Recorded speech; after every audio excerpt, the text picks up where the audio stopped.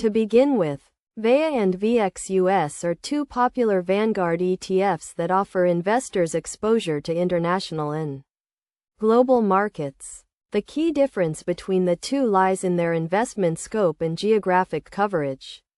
VEA tracks the performance of the FTSE Developed All-Cap ex-US Index, focusing on developed markets outside the United States, while VXUS tracks the FTSE Global All-Cap ex-US Index, covering both developed and emerging markets worldwide.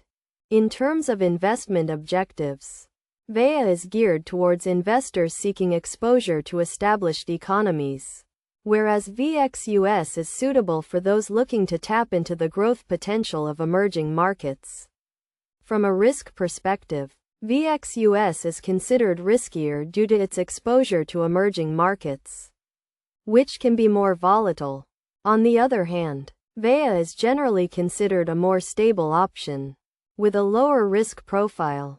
When it comes to fees, both ETFs have a low expense ratio, with VEA charging 0.05% and VXUS charging 0.08%.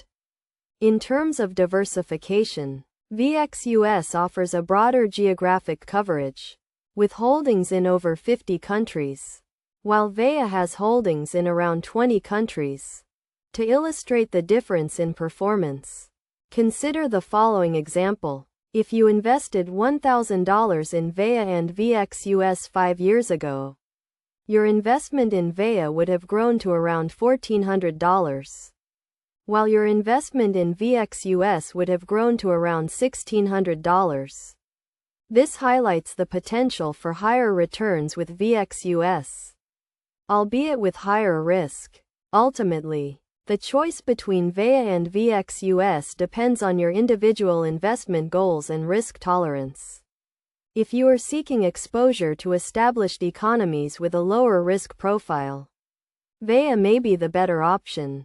However, if you are looking to tap into the growth potential of emerging markets and are willing to take on higher risk, VXUS may be the better choice.